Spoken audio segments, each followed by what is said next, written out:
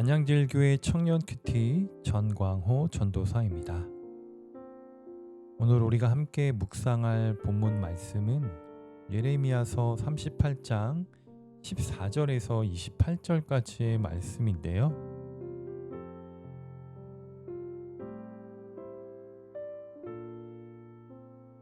본문의 메시지를 제가 한번 요약해서 나누어 보도록 하겠습니다. 시드기야는 유다의 왕임에도 불구하고 유약하기 짝이 없는 사람이었습니다. 바벨론의 느부갓네살 왕에 의해 왕위에 오른 탓인지 강력한 리더십도 없었고 한 나라의 통치자로서 주관과 소신도 없었습니다. 어떻게 보면 꼭두각시 왕이었지요. 그러면서 걸핏하면 은밀하게 예레미야를 불러서 자신과 유다를 향한 희망적인 메시지가 있었는지를 물었습니다.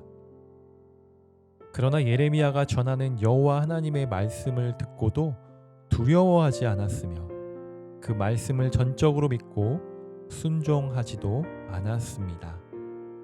도리어 그는 예레미야를 배척하고 왕국 내의 보수파 민족주의자들, 특히 왕실 관리들을 두려워했으며 바벨론에 항복한 유대인들도 두려워했지요.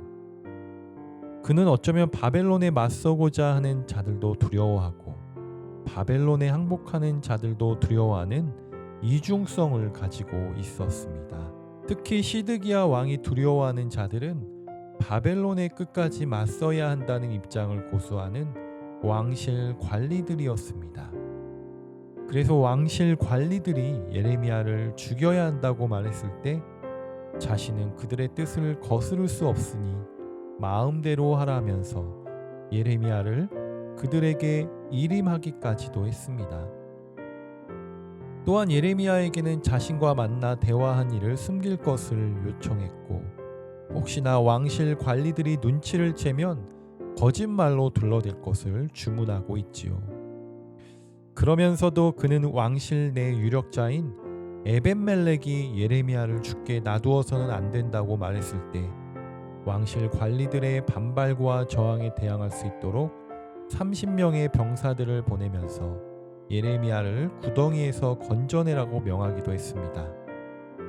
이처럼 종잡을 수 없는 시드기야 왕의 통치 아래 있던 유대인들은 참으로 불행한 백성이었습니다. 그들은 마치 목자 없는 양과 같은 가엾은 백성이었습니다. 오늘의 시대에 꼭 필요한 지도자는 시드기야처럼 존재감을 인정받지 못하는 자가 아니라 하나님의 은혜와 능력의 기초에 선한 존재감으로 충만한 자여야 한다라는 메시지를 주십니다. 예레미야는 왕에게 약속했던 비밀 엄수 약속을 지켰고 왕의 배려에 힘입어 예루살렘이 바벨론 군대에 함락되는 날까지 시위대 뜰에 안전하게 머물 수 있었습니다. 시드기야 왕이 예레미야를 죽이지도 않고 그의 생명을 찾는 자들의 손에 넘기지도 않을 것이라는 약속을 성실하게 이행했음을 잘 보여줍니다. 오늘 시대에 꼭 필요한 지도자는 시드기야처럼 존재감을 인정받지 못하는 자가 아니라 하나님의 은혜와 능력의 기초에 선한 존재감으로 충만한 자여야 합니다. 오늘 주신 말씀을 기억하며 함께 기도하도록 하겠습니다. 하나님 아버지, 이 세상 가운데 우리는 누구를 두려워해야 하는가요? 힘이 있고 권력이 있고 능력이 있는 자들을 두려워해야 하는 건가요? 아니요, 세상이 아니라 하나님을 두려워함으로 우리는 하나님의 뜻에 순종하며 살아가야 합니다.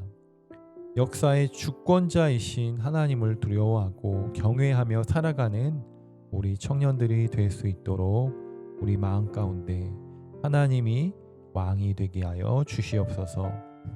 하나님, 우리 나라를 지켜주시고 우리 나라를 통치하는 사람들이 유약하지 않게 하시고 하나님의 뜻대로 지혜롭게 이 나라를 다스려 하나님 보시기에 합당한 대한민국으로 거듭나게 하여 주시옵소서.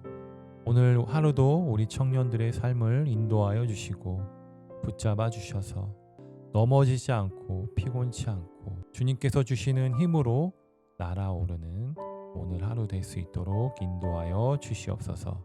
감사드리오며 예수님의 이름으로 기도드립니다. 아멘.